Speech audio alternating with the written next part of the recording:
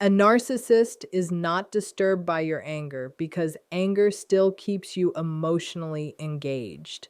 When you are angry, you are reacting, explaining, defending, hoping to be heard, and all of that feeds their sense of control. Anger tells them they still matter, that they still have access to your emotional system. Even your pain reassures them that they remain central in your inner world. What truly unsettles a narcissist is indifference, because indifference removes them from the position of importance they crave. IT signals that they no longer have influence over your feelings, thoughts, or reactions. Indifference is not coldness or cruelty, it is emotional detachment rooted in clarity. When you stop reacting, you are no longer available as a mirror for their identity, and without that mirror, they feel destabilized. Narcissists regulate their self-worth externally, meaning they need constant emotional feedback to feel real, powerful, or superior. Anger provides intensity, and intensity feels like significance. Indifference offers nothing to grasp. It does not argue, accuse, or plead. It does not chase validation or closure. It simply exists beyond their reach. This is deeply threatening because it exposes a truth they tried to avoid. Their power was never inherent. It was borrowed from your emotional investment. Once that investment is withdrawn, they are left confronting an internal emptiness they cannot easily escape. Indifference also disrupts their narrative. Narcissists rely on predictable roles where you are the reactive one and they are the controller. When you stop responding, the script collapses. They may escalate behavior, provoke, or attempt to re-engage through charm or conflict, not because they want resolution, but because they want proof they still matter. Your indifference denies them that proof. It communicates boundaries without explanation and strength without performance.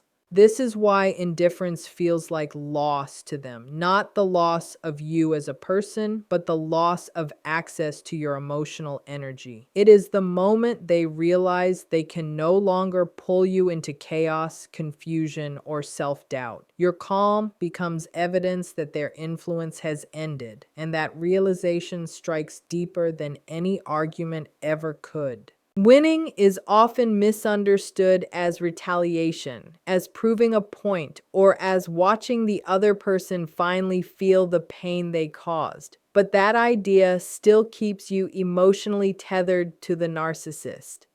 Revenge requires attention, energy, and continued investment in the story they helped create. It keeps your nervous system alert, waiting, replaying conversations, imagining outcomes, and measuring your worth against their reactions. Emotional freedom, on the other hand, has nothing to do with them at all. It is the moment your inner world is no longer organized around their behavior, moods, or approval. It is when your peace stops depending on whether they regret, apologize, or collapse. For a long time, survival may have meant staying vigilant, anticipating their responses, and managing their emotions alongside your own. In that state, even the fantasy of revenge can feel empowering because it offers a sense of justice or balance. But true winning happens when you no longer need balance from them because your sense of self is no longer distorted by their presence. Emotional freedom means your thoughts are no longer pulled back into old arguments, your body no longer reacts to their name, and your decisions are no longer shaped by fear, guilt, or the hope of being understood. This kind of victory is quiet and internal. It shows up as clarity rather than intensity. You stop rehearsing what you would say if you ever met again. You stop needing them to validate the harm they caused. You stop measuring healing by how much they suffer and start measuring it by how safe you feel inside yourself. That shift is powerful because narcissistic dynamics thrive on emotional hooks, whether those hooks are love, anger, or revenge. When you choose emotional freedom, you remove the hooks entirely. What makes this unsettling for a narcissist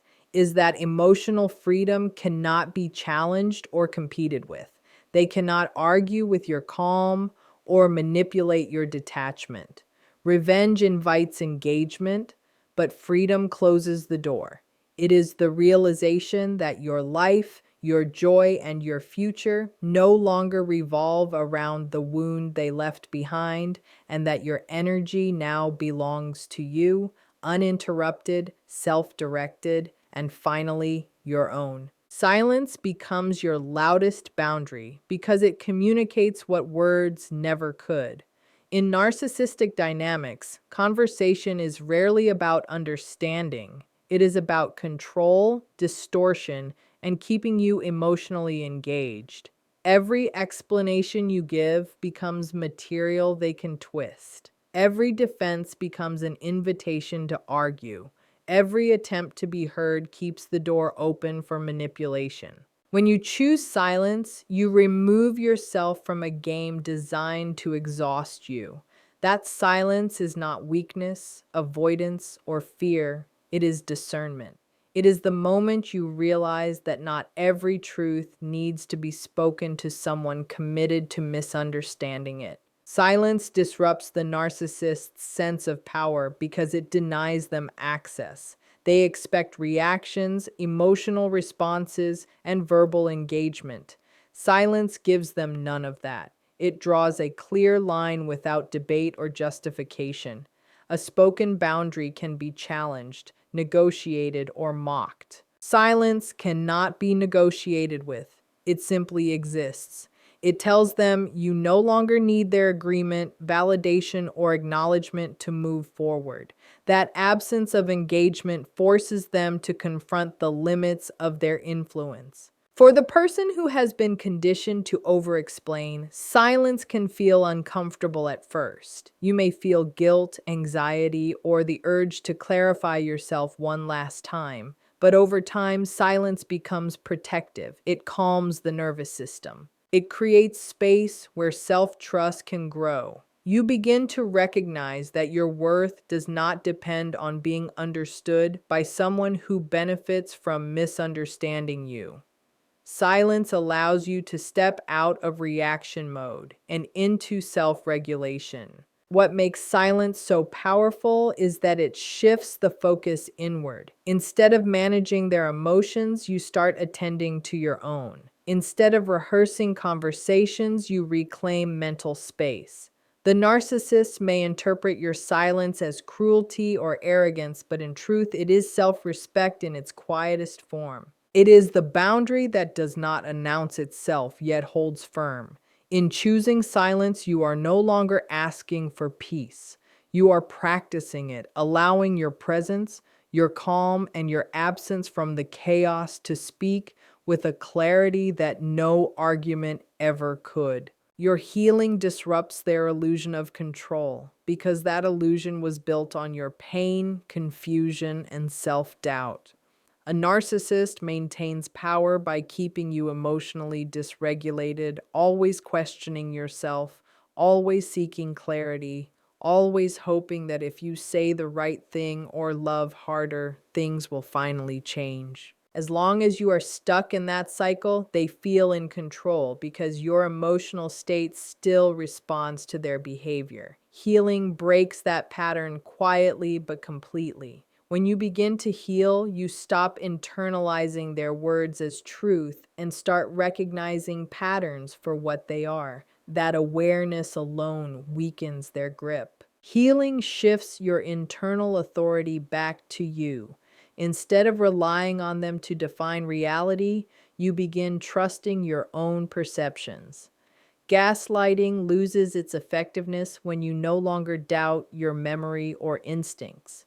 Manipulation loses power when you can see it forming. Emotional triggers soften and reactions slow. This change is deeply unsettling for a narcissist because control depends on predictability. They rely on knowing how to provoke you, how to pull you back in, how to keep you emotionally available.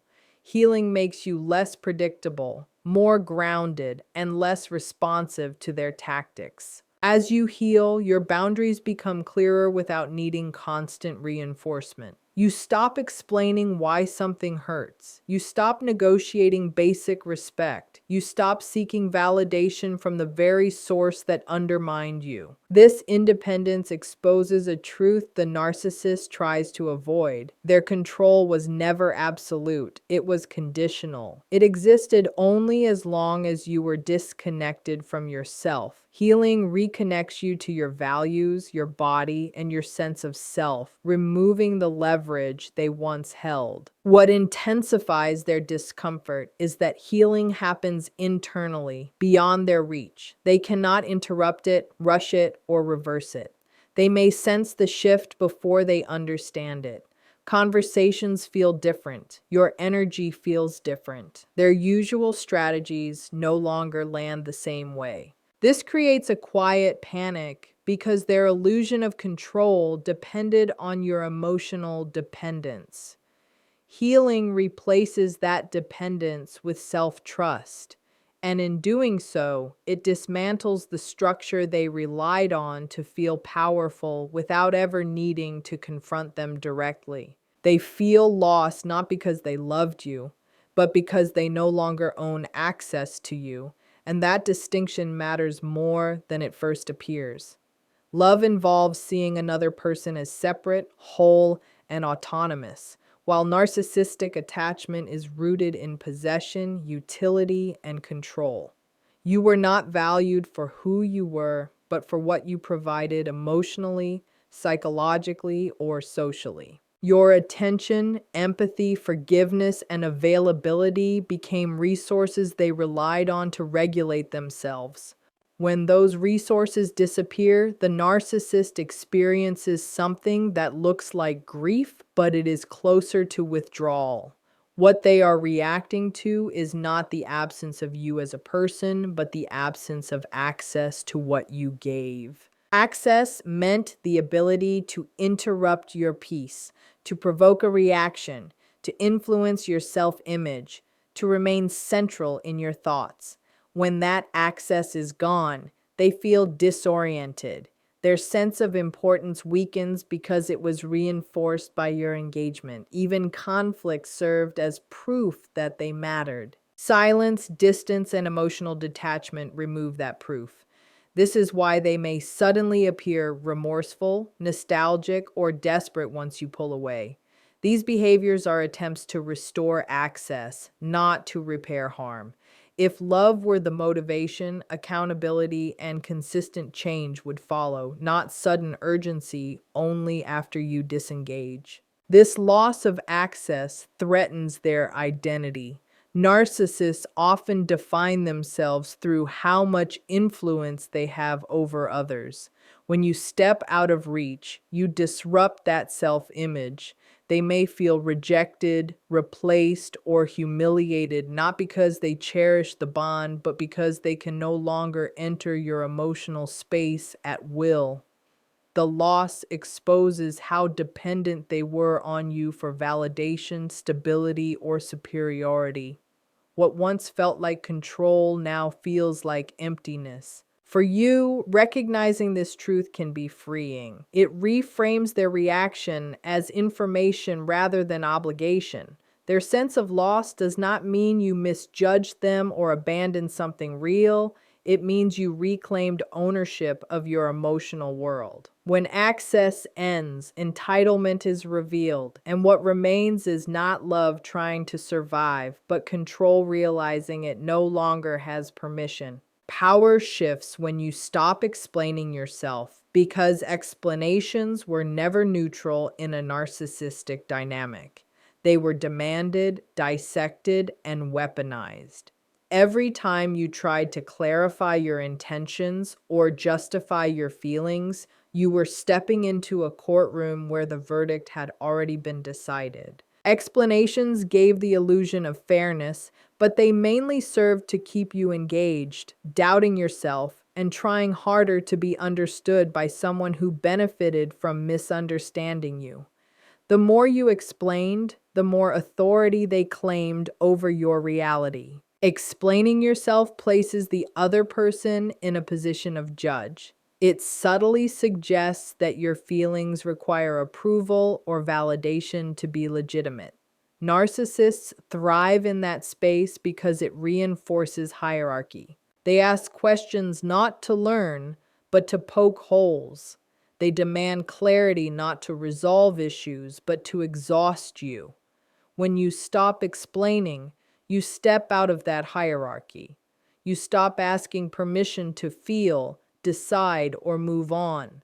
That shift is where power changes hands. Without explanations, manipulation loses traction. Gaslighting relies on dialogue, on back and forth exchanges where your memory and perception can be challenged.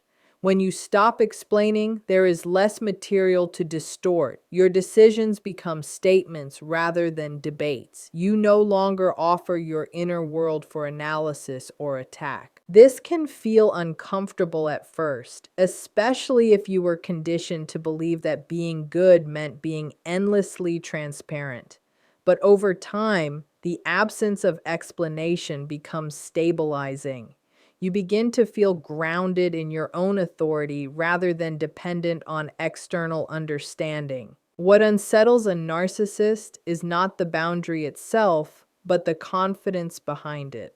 A boundary without explanation signals self-trust. It says you no longer need them to agree in order to proceed. They may accuse you of being cold, unfair, or selfish, because those accusations once worked to pull you back into explaining. When they no longer work, the balance shifts.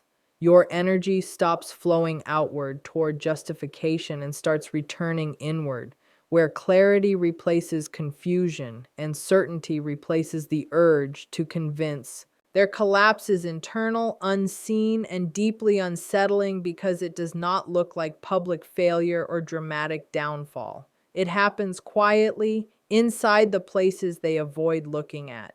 Narcissists construct an identity that depends on external validation, control, and reflection from others. As long as someone responds, reacts, or orbits around them, that identity feels stable. When you detach, that structure begins to weaken from the inside. There is no audience for this collapse, no visible breakdown that offers you closure, which is why it often goes unnoticed by everyone except them. Internally, they begin to experience disorientation. The strategies that once worked no longer produce the same results. Provocation does not lead to reaction. Charm does not reopen doors. Conflict does not pull you back into engagement. This creates a quiet but persistent anxiety because their sense of self was organized around predictability and influence. Without access to your emotional energy, they are left alone with themselves, something they work hard to avoid. The absence of stimulation exposes emptiness, insecurity, and unresolved shame that were previously masked by control. This internal collapse is unsettling because it cannot be managed through performance. Narcissists are skilled at maintaining appearances, but inner stability cannot be faked indefinitely. They may feel restless, irritable, or hollow without fully understanding why. Their usual sources of validation feel weaker, and new ones fail to provide the same regulation. The loss of you as an emotional anchor disrupts their internal balance, even if they never admit it. Instead of introspection, they may externalize the discomfort, blaming you, rewriting history, or portraying themselves as the victim. What makes this collapse distinct is that it offers no relief through confrontation. There is no argument to win, no apology to extract, no reaction to feed on. It is a slow erosion rather than a dramatic event because it is internal. it also resists repair. They cannot manipulate their way out of self-awareness once the mirror has been removed. The silence you create leaves them face to face with the limits of their power and the fragility of the identity they built on others. While you move forward into clarity and calm, their struggle remains locked inside, unresolved, unshared, and increasingly difficult to escape. Your peace becomes proof that they no longer matter, because peace is the one outcome a narcissist cannot fake, provoke, or compete with. They can imitate confidence, charm, and even remorse, but peace is an internal state that reflects detachment, not performance. When you are no longer emotionally reactive, when your nervous system is no longer on edge around their name or presence, it signals that their influence has dissolved. This is not something you announce or explain. It is something they sense in the absence of urgency, drama, and emotional charge. Your calm becomes evidence that their role in your life has ended. For a narcissist, significance is measured by impact. If they can affect your mood, your thoughts, or your decisions, they feel relevant. Peace interrupts that metric entirely. You are no longer pulled into cycles of anticipation or fear. You are no longer scanning for messages, replaying conversations, or preparing defenses. Your energy is no longer oriented toward managing them. This absence of emotional responsiveness tells them they are no longer central, no longer powerful, and no longer needed. That realization is deeply destabilizing because it strips them of the proof they once relied on to feel important. Peace also reflects integration. It shows that you have processed what happened without requiring their participation. You no longer need apologies, explanations, or acknowledgement to move forward. That independence closes the door on unfinished business they might have used to re-enter your life. Even attempts to provoke you fall flat because peace does not rise to meet chaos. The contrast between your steadiness and their agitation becomes unmistakable. What makes your peace so final is that it cannot be argued with. Anger invites engagement, boundaries invite negotiation. Peace offers nothing to push against. It exists beyond their reach. They may tell themselves stories about you to protect their ego, but your lack of response confirms the truth more clearly than words ever could. When your life continues without disruption, when your joy is no longer reactive, and when your silence carries no bitterness, it becomes undeniable that their presence is no longer required for your emotional world to function, and that quiet certainty marks the end of their relevance.